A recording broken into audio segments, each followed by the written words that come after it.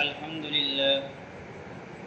لله وكفى وسلام على عباده الذين اصطفى أما بعد فأعوذ بالله من الشيطان الرجيم بسم الله الرحمن الرحيم ولكل أمة جعلنا منسكا ليذكروا اسم الله على ما رزقهم من بهيمة الأنعام فإلهكم إله واحد فله أسلموا وبشر المخبتين الذين إذا ذكر الله وجلت قلوبهم والصابرين على ما أصابهم والمقيم الصلاة ومما رزقناهم ينفقون صدق الله العلي العظيم رب اشرح لي صدري ويسر لي أمري واحلل عقدة من لساني يفقهوا قولي۔ اللہ کا بہت بڑا احسان و کرم ہوا کہ اللہ تبارک تعالیٰ نے پھر ہمیں ایک بار قرآن پاک کی تفسیر میں بیٹھنے کی توفیق دی۔ یہ سورہ حج کی تفسیر چل رہی ہے۔ الحمدللہ 33 آیتوں کی تفسیر بیان ہو گئی۔ گزشتہ ہفتے ایک پیغام قرآن کریم کے ذریعے سے ہم کو یہ ملا تھا کہ اللہ تبارک تعالیٰ کے جتنے بھی شعائر ہیں، اللہ تبارک تعالیٰ نے جتنی بھی دین کی علامتیں بنائی ہیں، ان تمام علامتوں کی تعظیم کرنا یہ تقوی کی بات ہے۔ تعظیم، شعائر کی تعظیم کیا چیز ہے؟ گزشتہ بتایا گیا تھا کہ جتنے بھی اعمال ہیں، چاہے نماز ہے، روزہ ہے، حج ہے، یا حج کرنے کی جتنی بھی جگہ ہیں یا نماز کرنے کی جو جگہ ہے، وہ تمام کے تمام شعائر ہیں، اور ان شعائر کی تعظیم کرنا یہ ایمان کا حصہ ہے۔ یہ گزشتہ اس کی تفصیل بیان کی گئی تھی۔ اسی شعائر میں سے ایک شعیرہ یہ قربانی بھی ہے۔ یہ قربانی بھی گویا کہ اللہ کی یاد دلاتا ہے۔ قربانی بھی ایک اہم عبادت ہے، اس لیے اب اس کی وضاحت تفصیل کے ساتھ کی جا رہی ہے۔ چنانچہ جو پہلی آیت پڑھی گئی، آیت نمبر 34، اس کے اندر اللہ تبارک تعالیٰ نے پہلے ہی جو آیت بیان کی ہے وہ ایسی ہی آیت ہے جیسے کہ روزے کے بارے میں اللہ تبارک تعالیٰ نے سورہ بقرہ میں آیت بیان کی ہے۔ ہم نے رمضان مہینے میں یہ آیت سنی ہے، یا ایھا الذین آمنوا کتب علیکم الصیام کما کتب علی الذین من قبلکم لعلکم تتقون، کہ ایمان والو تم پر روزے فرض کر دیے گئے جیسا کہ تم سے پہلی قوموں پر فرض کیے گئے تھے۔ یعنی یہ روزے رکھنا صرف تمہارے لیے ہی نہیں ہے، صرف روزے کی ذمہ داری دے کر تم کو ہی مشقت میں نہیں ڈالا، ایسا نہیں ہے۔ اس سے پہلے جتنی بھی امتیں گزری ہے، جتنی بھی مومن قومیں گزری ہے، اللہ تبارک تعالیٰ نے ان پر بھی روزے فرض کیے تھے۔ ویسا ہی طریقہ یہاں پر قربانی کے سلسلے میں بھی بیان کیا گیا۔ چنانچہ قرآن کریم کی اس آیت کا ترجمہ ہے وَلِكُلِّ أُمَّةٍ جَعَلْنَا مَنْسَكًا، ہم نے ہر امت کے لیے قربانی کو مقرر کیا۔ وَلِكُلِّ أُمَّةٍ جَعَلْنَا مَنْسَكًا، ہم نے ہر قوم کے لیے جو پہلے گزری ہے، ہر قوم کے لیے ہم نے قربانی کو فرض کیا، قربانی کو مقرر کیا۔ یعنی جس طریقے سے تمہارے لیے قربانی ضروری قرار دی، ویسے پہلی جتنی بھی مومن قومیں گزری ہے ان کو بھی اللہ تبارک تعالیٰ نے ان کے طریقوں کے مطابق قربانی کو فرض کیا، قربانی ان کے اوپر واجب کی۔ جیسے کہ ہم نے حضرت آدم علیہ السلام کے قصے میں پڑھا کہ اللہ تبارک تعالیٰ نے ان کے 2 بیٹے حابیل اور قابیل سے بھی قربانی لی، اور اللہ تبارک تعالیٰ نے حابیل کی قربانی کو قبول کیا اور قابیل کی قربانی کو قبول نہیں کیا۔ تو معلوم ہوا کہ قربانی کا سلسلہ اس وقت حضرت آدم علیہ السلام کے زمانے میں بھی تھا، لیکن اس وقت ہوتا یہ تھا، اللہ نے ہم پر بہت بڑا احسان کیا۔ اس وقت تو ہوتا ہی تھا کہ جس کی قربانی قبول ہو جاتی، آسمان سے آگ آتی اور اس قربانی کو جلا کر ختم کر دیتی اور لے جاتی، اور جس کی قربانی قبول نہ ہوتی وہ جانور ویسا کا ویسا رہتا یا وہ چیز ویسی کی ویسی رہتی۔ لیکن ہمارے زمانے میں اللہ تبارک تعالیٰ قربانی کو قبول بھی کرتا ہے، اور وہ جو گوشت ہے اس کو جلا کر ختم نہیں کیا جاتا ہے، بلکہ اس گوشت کے ذریعے سے بھی یہ امت فائدہ حاصل کرتی ہے۔ دونوں فائدے، آخرت کا بھی فائدہ کہ ثواب ملتا ہے، قبول ہوتی ہے، اور دنیا کا فائدہ بھی کہ اس کے ذریعے سے آدمی نفع اٹھاتا ہے۔ تو اللہ تبارک تعالیٰ نے اس آیت میں یہی حکم دیا کہ قربانی کی عبادت کو بوجھ مت سمجھنا، اور قربانی کی عبادت یہ تمہارے لیے کوئی نئی عبادت نہیں ہے، بلکہ ہر امت کے لیے ان کے طریقوں کے مطابق قربانی ہم نے مقرر کی تھی۔ پھر اللہ تبارک تعالیٰ بتا رہے کہ کیوں کی تھی، مقصد کیا ہوتا تھا۔ لِيَذْكُرُوا اسْمَ اللَّهِ عَلَى مَا رَزَقَهُم مِّن بَهِيمَةِ الْأَنْعَامِ، یہ مقصد تھا تاکہ وہ لوگ اللہ کا نام ذکر کریں، اللہ کے نام کو یاد کریں ان پالتو چوپایوں پر جو اللہ تعالیٰ نے ان کو بطور رزق دیا ہے۔ یعنی اللہ تبارک تعالیٰ نے ان کو جو پالتو چوپائے جیسے کہ اونٹ ہے، گائے بھینس ہے، بکری ہے، مینڈے ہے، یہ جو چوپائے دیے ہیں ان کو اللہ کے نام پر ذبح کر کے اللہ کے نام کو بلند کرے۔ یعنی یہ کہ وہ ان کو ذبح کرے اللہ کے حکم کے مطابق، جب اللہ کا نام لے کر وہ ذبح کریں گے تو گویا کہ انہوں نے اللہ کے نام کو بلند کیا۔ تو مقصد کیا ہے، قربانی کے ذریعے سے کوئی گوشت پہنچانا اللہ تعالیٰ کو مقصود نہیں ہے، بلکہ مقصود کیا ہے کہ اللہ کے نام کا ذکر زیادہ سے زیادہ ہو اور اللہ کا تقرب لوگوں کو زیادہ ملے۔ قربانی یہ قرب سے نکلا ہے، قرب کا معنی ہوتا ہے قریب ہونا۔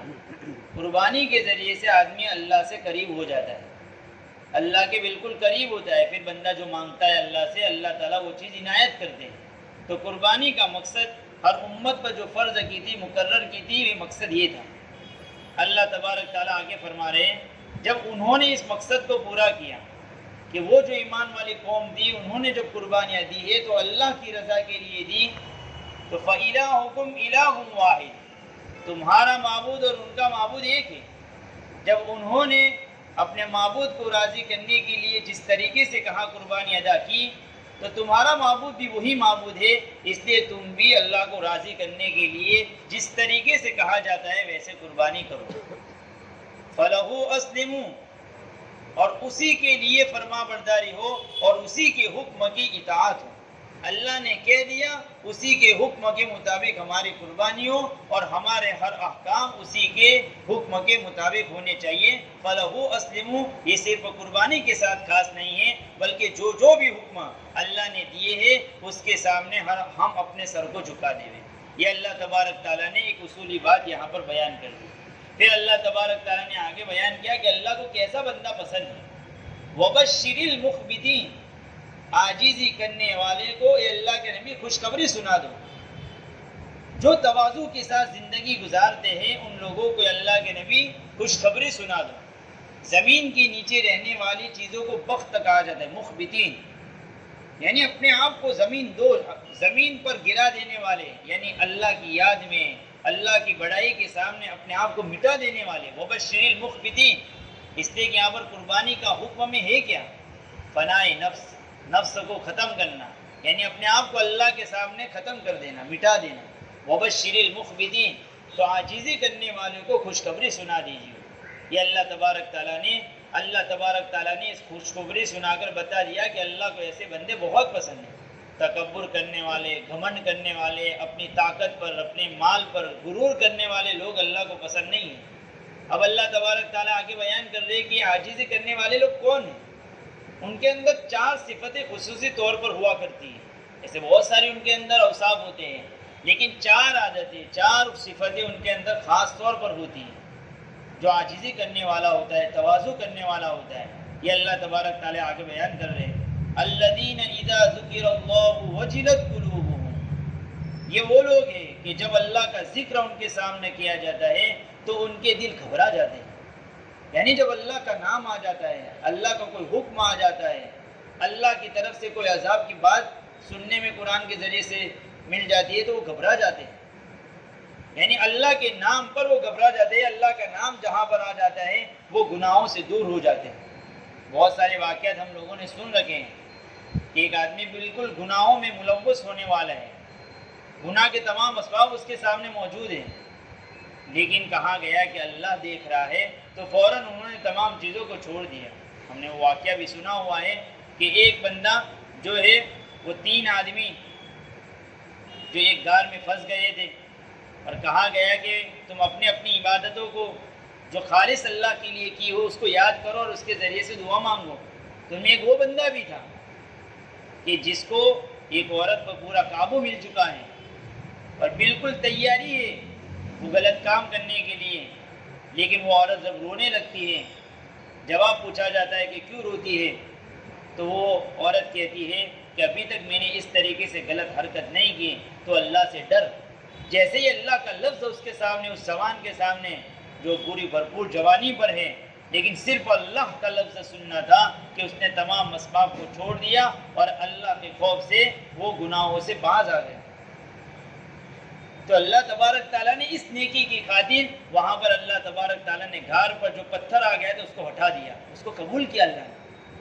تو اللہ کی یہ ڈرنے والے کہ اللہ کا نام جب آ جاتا ہے تو وہ ڈرنے لگتے ہیں۔ اس لیے دیکھو ہم کو ہر عبادت، ہر معاملات، ہر اخلاق میں ہم کو سنت کے مطابق اگر کوئی چیز چلا سکتی ہے تو وہ صرف اور صرف اللہ کا خوف ہے۔ نہ کوئی حکومت، نہ کوئی کیمرے، کوئی چیز ہم کو صحیح ڈھنگ سے نہیں چلا سکتی ہے جب تک کہ اللہ کا خوف نہ ہو۔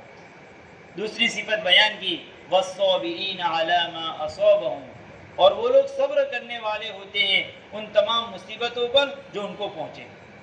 جو مصیبت پہنچتی ہے وہ اس پر صبر کرتے ہیں۔ وہ یہ سمجھتے ہیں کہ خوشی بھی اللہ کی طرف سے آتی ہے، غم بھی اللہ کی طرف سے آتی ہے۔ کسی بھی حالت میں وہ ایمان سے ڈگمگاتے نہیں ہیں۔ اس سے پہلے ہی میں نے بتایا کہ صبر کس کو کہتے ہیں۔ صرف مصیبت کے آنے پر جو آدمی پختہ ہو جاتا ہے وہی صبر نہیں، وہ تو ہے ہی، لیکن ایک عبادت کرنے پر بھی آدمی کو جو مشقت اٹھانی پڑتی ہے وہ بھی ایک صبر ہے۔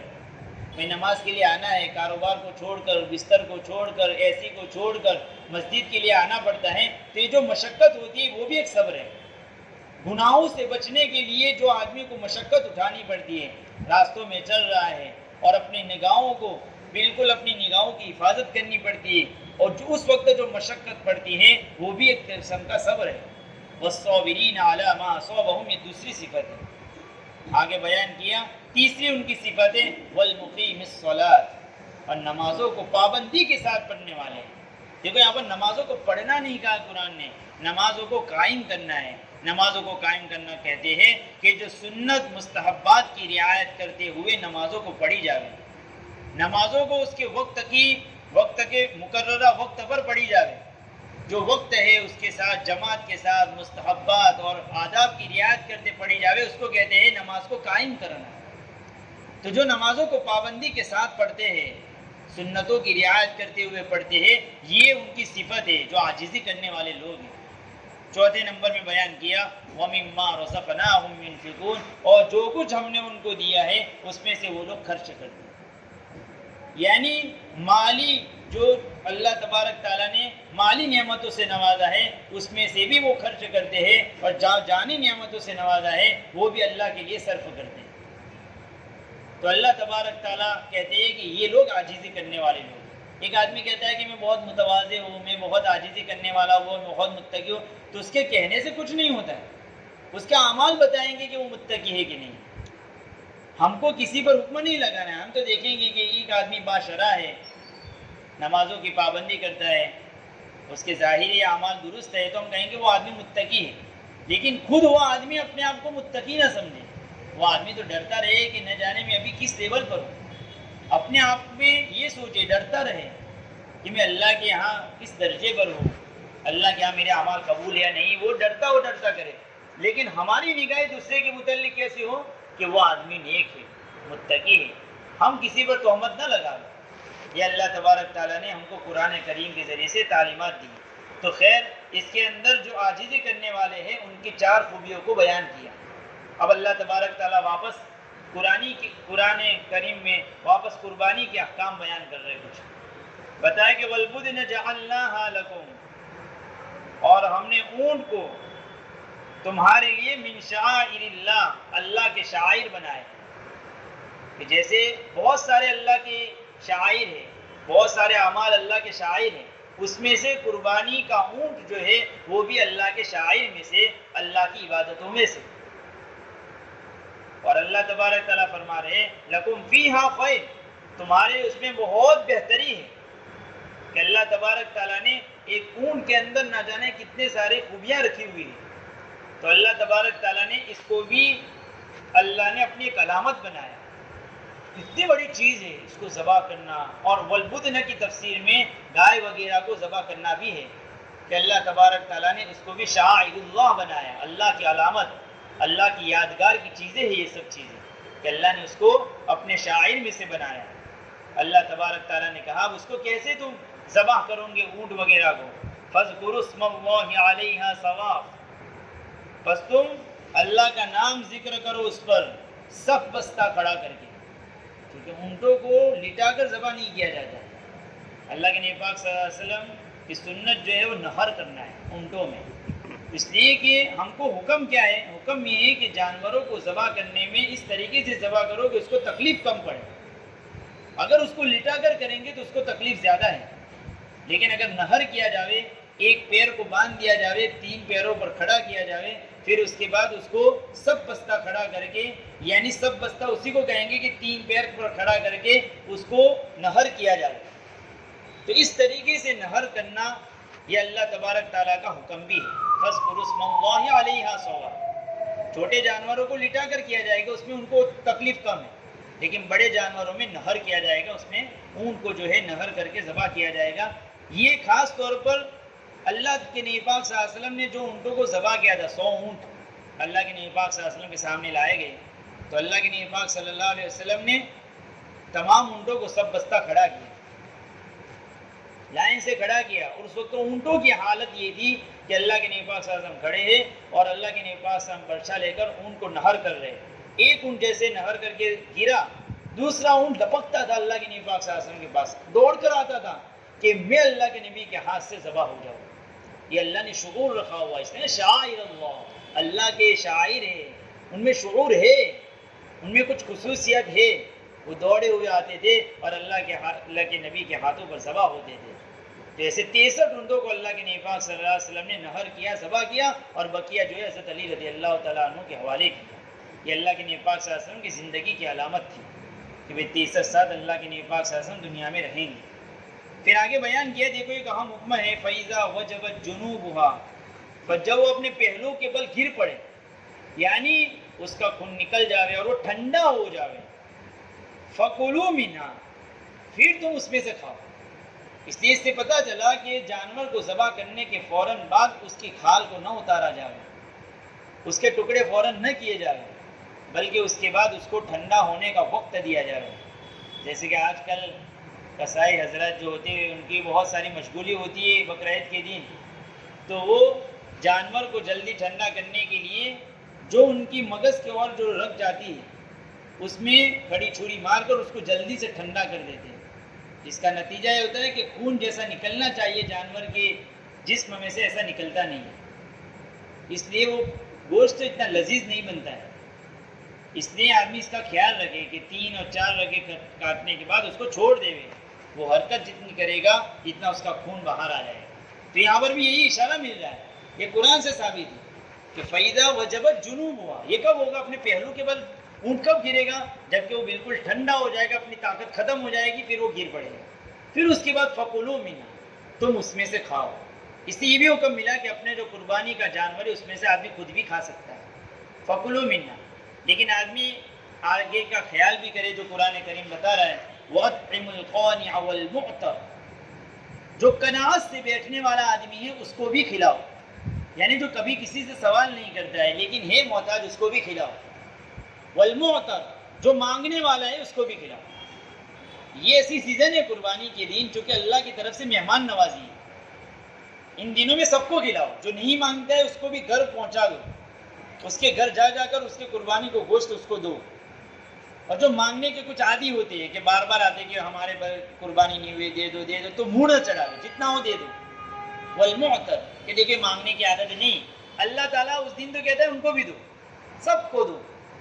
والمعتر, مانگنے والوں کو بھی دو, جو مانگنے نہیں آتا ہے اس کو بھی دو. بہت اچھا بڑھیا حکم. اس لیے علماء نے کہا ہے قربانی کے جتنا گوشت ہے اس کو 3 حصوں میں تقسیم کرو. ایک حصہ اپنے لیے رکھو, ایک حصہ جو ہے اپنے رشتہ داروں کے لیے ہو, اور ایک حصہ غریبوں میں تقسیم کرو. یہ ترتیب ہے, اسی لیے بیان کی تاکہ سب کے حقوق ادا ہو جائے. اللہ تبارک تعالیٰ یہ کچھ حکم بیان کرنے کے بعد بتا رہے ہیں, كَذَلِكَ سَخَّرْنَاهَا لَكُمْ لَعَلَّكُمْ تَشْكُرُونَ, اسی طریقے سے ہم نے ان بڑے بڑے جانوروں کو تمہارے لیے مسخر کر دیا تاکہ تم اللہ کا شکر ادا کرو۔ سوچنے کی بات ہے، اتنا بڑا جانور ہے اونٹ، کہ وہ بدکتا ہے، جب دیکھتے واقعات اس کے سننے میں آتے، جب بدکتا ہے تو کئی لوگوں کو ختم کر دیتا ہے، لیکن اللہ نے کیسا مسخر کر دیا، ایک چھوٹا سا بچہ اس کی نکیل کو پکڑ کر لے جاتا ہے اور جہاں لے جاتا ہے وہاں وہ چلتا ہے۔ یہ اللہ کی توجہ ہے، نگرانی ہے، کہ اللہ تبارک تعالیٰ کی نگرانی ہٹ جاوے تو کسی کے بس میں نہیں کہ ان جانوروں کو مسخر کر سکے۔ یہ بڑے بڑے ہاتھی جیسے جانور جو ابھی قربانی کے وقت کٹیں گے، آدمی سوچ نہیں سکتا ہے، لیکن وہ ایک بندے کے تابع ہو جاتے ہیں، بڑے بڑے جانور۔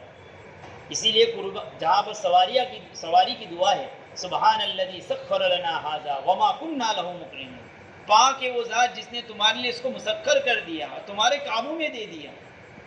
یہ جتنی بھی موٹر سائیکلیں ہو، جتنی بھی گاڑیاں ہو، وہ بھی تو اللہ تعالیٰ نے تمہارے قابو میں دے دی۔ نہیں تو جہاں اللہ یہ قابو میں دینا اللہ کی طرف سے کیسے معلوم ہوتا ہے؟ جب اللہ کی ذرا سی توجہ اور اللہ تبارک تعالیٰ کے طرف سے ذرا بھی وہ مسخر کرنا ختم ہو جاتا ہے تو آدمی کی کیا حالت ہوتی ہے؟ ابھی وہ پاکستان کے کئی لوگ جو ہے جہاز میں سمندر میں ڈوبے ہیں، ان کا دیکھو کہ کتنا بڑا جہاز اللہ نے مسخر کیا تھا، لیکن ذرا سی تکلیف کی بنیاد پر، ذرا سی کچھ فالٹ کی بنیاد پر نہ جانے 700-800 لوگ جو ہے سمندر میں غرق ہو گئے۔ یہ دیکھتے ہیں کہ ایک بڑی بس ہے، بڑی ٹرین ہے، اللہ نے کیسے مسخر کر رکھی، لیکن ذرا سی بھی آگے پیچھے مسخر کرنا اللہ سے الگ ہو جاتا ہے، وہاں سے الگ کر دیا جاتا ہے، فوراً کسی آدمی کے بس میں نہیں ہے اس وقت کہ اس کو صحیح ڈھنگ پر اور صحیح راستے پر لا سکے۔ وہ جو ٹرین ٹکرائی ہے، کتنے لوگوں کی موت ہوئی ہے، تو اللہ کی توجہ اور اللہ نے جو مسخر کر دیا تھا وہ ختم کیا، کیسے، کس بس کی بات تھی کہ اس وقت اس کو قابو میں کر سکے؟ اس وقت پتہ چلتا ہے کذالک سخرناھا لکم لعلکم تشکرون۔ پھر آگے اللہ تبارک تعالیٰ نے قربانی کا مقصد بیان کر دیا کہ اب آ جاؤ اصل مقصد پر، چونکہ قربانی کے جانور کا حکم آیا تو تم قربانی کے جانور لاتے ہو تو اس میں بہت گھوٹالے کرتے ہو۔ کچھ لوگ تو جو ہے اپنے مال کا مظاہرہ قربانی کے جانوروں میں کرتے ہیں کہ کئی مہنگے قسم کے وہ جانور لاتے ہیں کہ اس سے اچھے قسم کے جانور اس کی کم قیمت میں مل جاتے ہیں، وہ 3 یا 4 جانور کو لا سکتا تھا، اس کے بدلے میں وہ ایک ہی جانور آوے، اتنا بڑا جانور لیا کر 1 لاکھ کا 2 لاکھ کا جانور لایا اور اس کے بدلے میں 5 جانور دوسرے آ سکتے تھے اور غریبوں کو زیادہ گوشت تقسیم ہو سکتا تھا۔ خیر اس کی جو بھی نیت ہو، لیکن آج کل اس کو بھی فیشن بنا دیا جاتا ہے۔ ایک تو وہ لوگ ہیں بالکل ایبدار قسم کے جانور لیا تھا، اللہ نے مال دیا ہے پھر بھی بالکل ایک دم لاسٹ لیول کی قربانی ہوتی ہے کہ ہاں بھائی ہو جائے گی، جائز ہے، بڑی مشکل سے کہنا پڑتا ہے، اتنے عیوب ہوتے ہیں کہ چلانے پڑتے اس میں۔ کچھ لوگوں کا یہ حال ہے۔ اللہ تبارک تعالیٰ بتا رہے ہیں کہ اس کا مقصد جو سمجھے گا وہ کبھی ایسی غلطی نہیں کرے گا۔ مقصد کیا ہے؟ لن ینال اللہ لحومها ولا دماؤها، کہ اللہ کیا اس کا گوشت اور اس کا خون نہیں پہنچتا ہے، اللہ کو اس کے گوشت سے اور اس کے خون سے کوئی مطلب نہیں ہے۔ یہ قرآن کی آیت اس بنا پر بھی اتری ہے کہ کفاروں میں یہ عادت تھی، وہ جانور کو ذبح کرتے تھے، اس کا خون لیتے تھے اور بتوں پر اس کو لگاتے تھے، گوشت کے ٹکڑے کرتے تھے اور اس کو بتوں کے سامنے رکھتے تھے۔ ایسے ہی جب بیت اللہ کا معاملہ ہوا ہے تو بیت اللہ کی دیواروں کے اوپر خون کو لگاتے تھے، گوشت کو اس کے سامنے رکھتے تھے، یہ سمجھتے تھے کہ اس کے ذریعے سے ہم کو ہماری بتوں کی محبت ملے گی۔ اللہ تبارک تعالیٰ ان کی بھی تردید فرما رہے ہیں کہ لن ینال اللہ لحومها ولا دماؤها، نہ اللہ کیا اس کا گوشت پہنچتا ہے نہ اس کا خون پہنچتا ہے۔ اور اس کے علاوہ پوری امت مسلمہ کو بھی یہ تعلیم دی جا رہی ہے کہ اللہ کو اس کے گوشت کی ضرورت نہیں ہے، اس کے خون، اس کے خور، اس کے چمڑے کی ضرورت نہیں ہے۔ اللہ کے یہاں تو وَلَٰكِن يَنَالُهُ التَّقْوَىٰ مِنْكُمْ، لیکن اس کے یہاں تو تم ہم میں سے ہر ایک کا تقویٰ پہنچتا ہے کہ کون کس جذبے کے ساتھ قربانی کرتا ہے۔ ایک آدمی قربانی کے جانور پر چھری چلاتا ہے لیکن کوئی مقصد نہیں ہے، اس کے دل میں کوئی اللہ کا ڈر نہیں ہے، تو قربانی کا فریضہ تو ادا ہو جائے گا لیکن اس کی روح جو ہے، قربانی کی روح اس کو حاصل نہیں ہوگی، اس کا مقصد اس کو حاصل نہیں ہوگا۔ ارے قربانی کے جانور پر جب چھری چلاوے تو اس وقت اس کے دل میں بھی چھریاں چلنی چاہیے، میری جتنی بھی نفسانی خواہشات ہے اس پر بھی میں چھری چلاؤں گا، اور اللہ جو مجھے حکم دے گا اس کے مطابق میں زندگی گزاروں گا۔ اس طریقے سے اس کی چھری چلے۔ وَلَٰكِن يَنَالُهُ التَّقْوَىٰ مِنْكُمْ، کہ تم میں سے ہر ایک کا تقویٰ اللہ کے یہاں پہنچتا ہے۔ اس لیے جو ابراہیم علیہ السلام نے آخری درجے کی جو چیز تھی محبت کی، ان کے بیٹے کو قربانی جو تھی، اس بیٹے کی قربانی بھی کرنے کو اللہ کے حکم پر پسند کیا۔ تو یہ ہمارا جذبہ ہو کہ اللہ ہم کو جو حکم دے گا اس کے مطابق ہم زندگی گزاریں گے۔ پھر اللہ تبارک تعالیٰ نے آگے حکم دیا، آگے حکم بھی ویسا ہی ہے جیسا کہ رمضان کے بارے میں دیا ہے۔ دیکھو آگے حکم دیا کذالک سخرھا لکم، اسی طریقے سے ان جانوروں کو تمہارے لیے مسخر کر دیا اللہ تبارک تعالیٰ نے۔ کیوں؟ لتکبروا اللہ علی ما ھداکم، تاکہ تم اللہ کی بڑائی بیان کرو اس بات پر کہ اللہ نے تم کو اس کی ہدایت دی کہ تم نے جانور کو قربان کیا، اللہ کے تقوی کی بنیاد پر تم نے جانور کو قربان کیا، اس پر تم اللہ کی بڑائی بیان کرو۔ اسی لیے تکبیر تشریق کا حکم ہے۔ تکبیر تشریق اللہ اکبر، یہ تکبیر کیا ہے؟ کہ جس وقت ابراہیم علیہ السلام نے حضرت اسماعیل علیہ السلام پر چھری چلانے کی بالکل تیاری کر رکھی ہے، حضرت جبرائیل علیہ السلام کو حکم ہوا کہ یہ جبرائیل علیہ السلام جلدی سے مینڈا لے کر تم پہنچو کہ وہاں ذبح نہ ہو جاوے۔ ابراہیم علیہ السلام آسمان میں ہے اور آسمان میں سے انہوں نے ندا دے دی اللہ اکبر اللہ اکبر، اس لیے وہاں سے ندا دی کہ زمین پر آتے آتے وہاں پر کہیں چھری نہ چل جائے۔ وہاں سے حکم ہو رہا ہے، چھری تو نہیں چل رہی یہاں پر، لیکن پھر بھی وہ گھبراہٹ، تو انہوں نے کہا اللہ اکبر اللہ اکبر۔ فوراً ابراہیم علیہ السلام کی توجہ وہاں گئی اور انہوں نے معلوم کر لیا کہ یہ کوئی چیز لے کر آ رہے، تو ابراہیم علیہ السلام رک گئے۔ تو ابراہیم علیہ السلام نے جواب میں کہا لا الہ الا اللہ واللہ اکبر۔ یہ منظر کو جب اسماعیل علیہ السلام نے دیکھا تو اسماعیل علیہ السلام نے کہا اللہ اکبر وللہ الحمد، یہ تمام تعریف اللہ کے لیے ہے کہ اس نے ہمارے لیے تمام چیزوں کو مہیا کر دیا۔ تو یہ تکبیر اس کی یاد دہانی ہے۔ دیکھو ایسی ہی تکبیر کا حکم رمضان میں بھی ہے کہ وَلِتُكْمِلُوا الْعِدَّةَ، جب تم رمضان کے دنوں کو مکمل کر دو وَلِتُكْمِلُوا الْعِدَّةَ وَلِتُكَبِّرُوا اللَّهَ عَلَى مَا هَدَاكُمْ، تم اللہ کی تکبیر بیان کرو کہ اس نے تم کو روزے رکھنے کی توفیق عطا دی، یہاں پر قربانی کرنے کی توفیق عطا کی۔ تو یہاں پر عید کے لیے جو ہم آتے جاتے ہیں، وہاں پر عید الفطر میں آتے جاتے وقت آہستہ پڑھنا تو تکبیر ہے، اور عید الاضحیٰ میں بلند آواز سے پڑھنا ہے، یہ حکم یہاں سے نکلا ہے وَلِتُكَبِّرُوا اللَّهَ عَلَى مَا هَدَاكُمْ، کہ تم اللہ کی بڑائی بیان کرو۔ اس لیے 9 ذی الحجہ سے تو ہم پڑھیں گے، لیکن ابھی جو ایام اس میں بھی ہم چلتے پھرتے پڑھتے جاوے، وہی منظر کو یاد کرتے ہوئے اللہ اکبر لا الہ الا اللہ واللہ اکبر وللہ الحمد۔ یہ اللہ تبارک تعالیٰ نے اس کا مقصد بیان کر دیا، اور پھر بیان کر دیا وَبَشِّرِ الْمُحْسِنِينَ، بشارت دے دو اللہ کے نبی احسان کرنے والوں کو۔ احسان کی ایک تعریف تو وہ ہے، احسان وہ ہے کہ اللہ کی عبادت اس طریقے سے کرے کہ گویا کہ اللہ اس کے سامنے ہو، یعنی ہر عبادت اس طریقے سے کرے کہ اللہ مجھے دیکھ رہا ہے، اس کو کہتے ہیں محسن۔ محسن اس کو بھی کہتے ہیں جو اللہ کے حقوق کو ادا کرنے والا ہو، بندوں کے حقوق کو ادا کرنے والا ہو، ایسے لوگوں کو کہتے ہیں محسنین۔ تو اللہ تبارک تعالیٰ نے فرمایا ایسے احسان والی زندگی گزارنے والے کو یہ اللہ کے نبی بشارت دے دیجیے۔ دیکھو اللہ کی طرف سے بشارت مل گئی، کیا مطلب ہوا، کتنی بڑی اس کے لیے نعمت مل گئی۔ تو اللہ تبارک تعالیٰ نے اس کے اندر ہم کو قربانی کے تمام جو مقاصد تھے اس کو بیان کر دیے گئے کہ مقصد اللہ کو راضی کرنا ہے۔ اب دنیا والے جو ہے اس قربانی کی عبادت پر جو اعتراضات کرتے ہیں، اس کا ہمارے پاس کیا جواب ہوگا؟ میں نے جمعہ کے دن بھی بتایا، ایک ہی جواب، میرے اللہ نے مجھے حکم دیا ہے، میرے نبی نے کیا ہے، اس لیے مجھے کرنا ہے، چاہے میرے دماغ میں یہ بات آتی ہو یا نہ آتی۔ دوسرا کوئی جواب نہیں دینے کی ضرورت ہی نہیں۔ جتنے وہ کہتے ہیں کہ معاشی تنگی ہو جاتی ہے، تجارتوں میں بہت گھاٹا آتا ہے، یہ کوئی سب باتیں حالانکہ بہت فائدے ہیں، اس کے ذریعے سے میں بھی پڑھ کر بھی سنا سکتا ہوں، لیکن وقت ہو چکا ہے۔ اس کے علاوہ یہ کہتے ہیں کہ بے رحمی ہے، جیو ہتیا ہے، ان سب چیزوں کے جوابات دیے گئے ہیں۔ ارے جیو ہتیا ہے تو وہ مہنگے مہنگے جوتے پہن کر وہ اعتراض کرتے ہیں، وہی چمڑے کے جوتے پہن کر وہ میڈیا پر آ کر اعتراض کرتے ہیں کہ جیو ہتیا ہے۔ ارے وہ جوتے بنے کہاں سے؟ وہی چمڑوں سے، تو کیوں پہنتے اس کو؟ وہ بیٹ لگا لگا کر وہ اعتراض کرنے پر آتے ہیں، وہ بنا کہاں سے؟ وہی کوئی جانور کٹائے، اسی کا چمڑا ہے اور اسی کے چمڑے سے بنا ہوا ہے۔ بہت سارے اس کے جوابات ہیں. اور تم جو بھی سبزیاں کھاتے ہو اس سبزیوں میں بھی جان ہوتی ہے. جو پانی پیتے ہو اس کے اندر بھی تم خود کہتے ہو کہ اتنے سارے وہ جیو جنتو ہے، وہ سب پی جاتے ہو نکل جاتے ہو، وہاں پر جیو ہتیا نہیں سمجھ میں آئی. ارے اللہ نے ایسا نظام ہی بنایا ہوا ہے. اس لیے جو جانور گوشت کھول لو گے ان کے گوشت کھانے کے دانت بھی اللہ نے دیے ہیں. جو سبزی کھانے والے جانور ہیں ان کے ایسے نوکیلے دانت نہیں ہوتے. دیکھ لیجیے جانور جو شیر ہے اس کے ایسے دانت ہوں گے جس میں گوشت کھایا ہے. تو انسان میں بھی چونکہ وہ صلاحیت رکھی ہے اس لیے اللہ نے ایسی چیزیں بھی رکھی ہے.